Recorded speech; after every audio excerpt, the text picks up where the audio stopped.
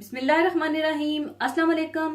आज मैं आपको पालक पनीर बनाना सिखाऊंगी। तो इसको बनाने के लिए मैं ले रही हूँ क्रीमी फ्रोजन पालक 1 किलो। और अगर आप फ्रेश पालक लेना चाहते हैं तो आप फ्रेश पालक को अच्छी तरह से धोकर काट कर बगैर पानी डाले धीमी आंच पर रखकर पका लीजिएगा और इसका पानी इसी में खुश्क कर दीजिएगा। और साथ ही इसमें हाफ कप क्रीम डाल दीजिएगा, जिससे पालक में एक अच्छा सा क्रीमी टेस्ट भी आ जाएगा और जो एक पालक में बिटरनेस होती है वो भी खत्म हो जाएगी। और कॉटेज चीज क्यूब्स में कटी हुई 400 ग्राम। और कॉटेज चीज किस तरह से आप घर में आसानी से बना सकते हैं वो मैं आपको बनाना सिखा चुकी हूँ। आप मेरी उस रेसिपी की वीडियो देखकर बना लीजिएगा। प्याज 1 अदद बारीक आमलेट स्टाइल में काट लीजिएगा। टमाटर 1 अदद बड़े साइज का, इसे भी छोटा छोटा काट लीजिएगा। हरी मिर्चें 5 अदद, इन्हें भी बारीक बारीक काट लीजिएगा। अदरक लहसुन पिसा हुआ 2 टेबल स्पून। सुर्ख मिर्च पाउडर 1 टीस्पून। हल्दी पाउडर 1/4 टीस्पून।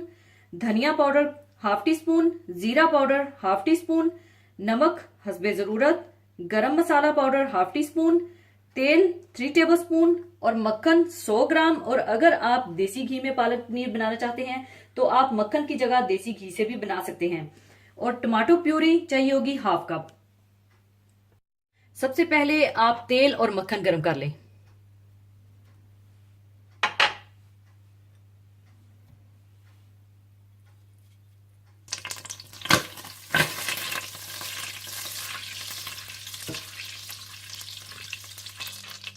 और जैसे ही तेल और मक्खन गर्म हो जाए तो आप इसमें प्याज डालकर हल्के से ब्राउन कर लें।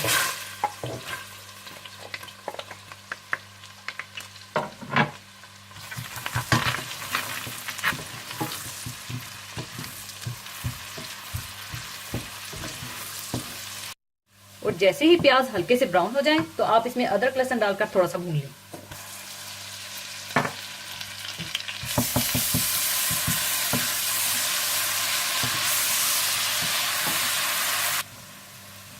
थोड़ा सा भूनने के बाद आप इसमें टमाटर और हरी मिर्चें डाल दें।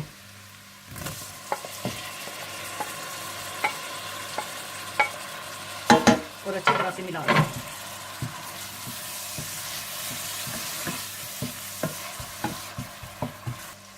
और साथ ही आप इसमें टमाटो प्यूरी, सुर्ख मिर्च पाउडर, हल्दी पाउडर, जीरा पाउडर, धनिया पाउडर और नमक डालकर अच्छी तरह से भून लें।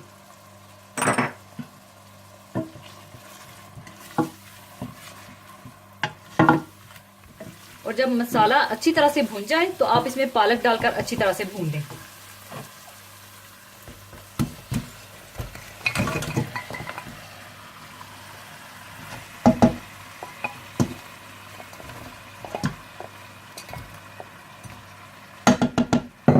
और इसे अच्छी तरह से आप भून लें।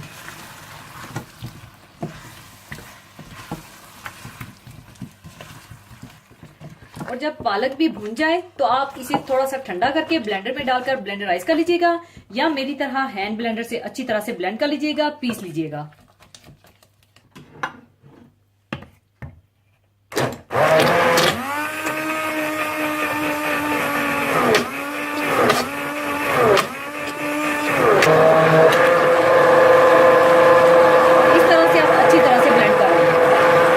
अच्छी तरह ब्लेंड करने के बाद आप इसे दोबारा चूल्हे पर रख दें और इसमें आप कॉटेज चीज और गरम मसाला डालकर अच्छी तरह से मिला लें।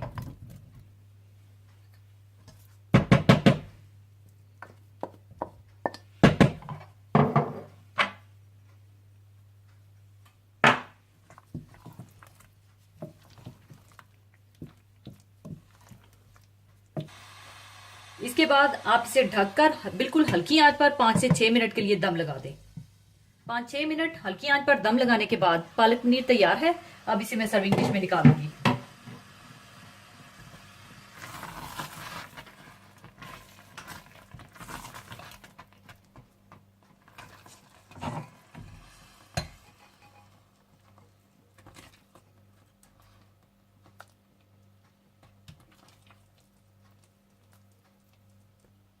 ऊपर आप चाहें तो थोड़ी सी कॉटेज चीज डाल दें।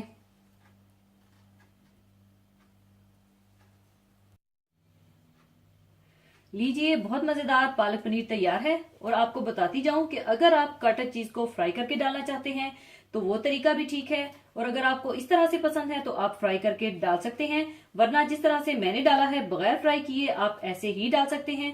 तो जरूर बनाइएगा। और जाने से पहले एक हदीस पाक शेयर करना चाहूंगी। हदीस पाक इस तरह से है।